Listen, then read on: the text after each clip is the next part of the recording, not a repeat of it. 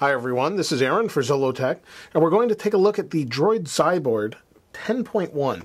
This is Motorola's latest tablet, and it has a dual-core 1.2 gigahertz processor, 1 gig of RAM, and this has 32 gigs built in. It's a little pricey at $629 on a 2-year contract, or I believe it's $800 without a contract. So let's go ahead and open it up and take a look. It's supposed to have a nice 1280 by 800 IPS display, 4G connectivity. Here's the SIM card, 4G connectivity, and Corning Gorilla Glass on the front. Really heavy-duty device. And then it's supposed to be coated in a liquid-resistant coating similar to Liquipel or something like that. So here's the covering itself. Let's move this aside and then we'll take a look at what's in the box. So in the box here we have, well, I'm not sure what we have. Let's go ahead and open it up. See what we've got. It looks like a strap of some kind or a clip. So here's a clip here that I'm not really sure what we'll use for, but we'll look at it after. And here we have some paperwork. Let's see what we've got. So start here. We have some important consumer information and product safety and warranty. Here we have a stylus with a battery in it, so that should be interesting. So we'll open that up here in a moment. I'll set that aside, and that looks like maybe it's for the stylus now that I see that. And then here's the plug itself. It's a micro USB, which is great. You can see here on the previous versions they have a proprietary little wall plug that looks like it's going to break. And then we just have a micro USB to USB sync cable. So let's go ahead and set this stuff aside and look at the tablet itself. Now the tablet itself, like I said, is a little pricey, but that gives you connectivity to 4G, which is always nice. So if we can open it up here. There we go. And it's got a nice camera, 5 megapixel in the back, 1.3 megapixel in the front. And then here's the front. So it's showing you where everything is. And on the front, on the side here, we have volume up and down. Oh, it's kind of on the back. Volume up and down, power, sleep wake button. Let's see on the top. Privacy LED, notification LED, webcam, headphone jack. So you can see the headphone jack on the top there. On this side, nothing. On the bottom, we have our HDMI out, and then we have a micro USB. Under here, we have our SIM card slot, it looks like. Yep, it's off to the side. We'll put that in there in a moment. And then we have a little fiber from something. And then that's pretty much it. Overall, it feels really heavy-duty. The zoom was really heavy-duty, felt great in the hand, and was a really nice tablet, but a little bit thick, I thought. Now on the back it says designed and engineered by Motorola in China, blah, blah, blah. I'll leave that there for now, but you can see the back looks really nice, accented by the black, and it's really nice to see Motorola kind of doing their own tablet look. It says HD video. On the back we have 2 speakers. Let's go ahead and get the SIM card here and put that in and then see what it's like to actually use the device for a moment. Now it runs Gingerbread. If I could get this open, there we go.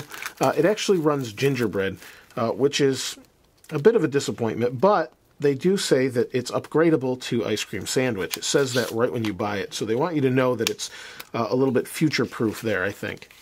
So we'll set that aside. SIM card goes in the bottom. See if we can slide this away here, and it shows it goes in like this. And if I can hang on to it, it's a micro SIM, so it's pretty tiny. There we go. It clips into place. Let's pull this screen protector off here. It's Gorilla Glass, should be pretty good. And let's go ahead and turn it on with this button here. Dual core, like I said, has nice internal RAM, and should be plenty. 32 gigs is a good amount. Let's see here. Yeah, I looked for a SIM card or a SD card slot. Let's watch it boot up here. Nice display. Looks really nice. I'm not sure I like all the crazy Droid stuff. I kind of like the way some of the other phones have done it, but it's interesting. And welcome. So honeycomb's really nice for any that haven't used it. The screen looks a little bit reflective, but that's kind of typical. It's activating now. Let's go ahead and open this stylus here. Haven't used a stylus in a long time. That's kind of interesting. But it's got a battery, so that's pretty neat. Should do some extra features that way. So the stylus itself is nice. I think it's probably going to connect via Bluetooth or something. Feels nice. It's neat. Pops apart, and there's where the battery goes in. Let's see if we can get that in place while we're waiting for activation here. And they've wrapped this in kind of a needless amount of wrapping. Let's see if we can pull this apart. This is in there. There we go. There we go. It can take a few minutes to activate, so figured we'd give it a few minutes. We'll get things together here, and then we'll go from there and see what it looks like once it's activated. Let me get this together, and there's our stylus. So we'll take a look at that in just a moment. I've just finished setting up the Droid Xyboard. It actually backed up my data, and here you can see there's the home screen. So let's go ahead and unlock, and there's the screen itself. The screen looks really nice. It's actually updated to look like the Razer, kind of, with the different squared icons. Looks kind of nice.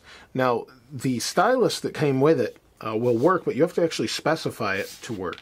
We'll take a look at some of these things in a different time, but we'll go here, and then there should be some settings, wherever those are. Here we go. There's settings.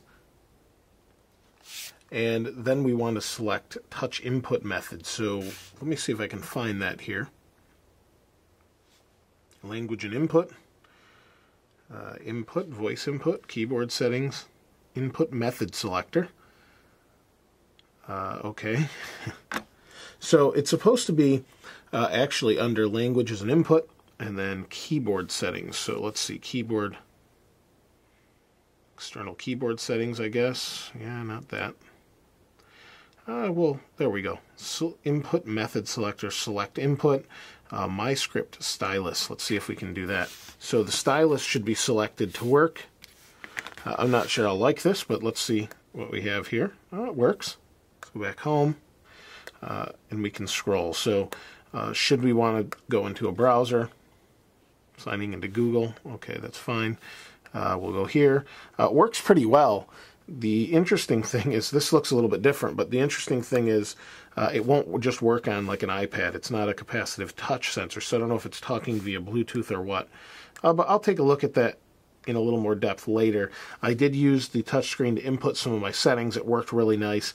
And overall, the actual display and everything looks really, really nice. So it's interesting that you know, this is a different take on a tablet. It doesn't blatantly look like an iPad or anything. It has these nice curved corners. Feels really nice to hold as it's rubberized on the side, and looks good overall. Once we have ice cream sandwich on the tablet, it'll be really nice to use. And there's no available updates, but that might be because of my connection. It does say I have a 3G connection, but then no internet connection. So I'll have to take a look at that a little bit further.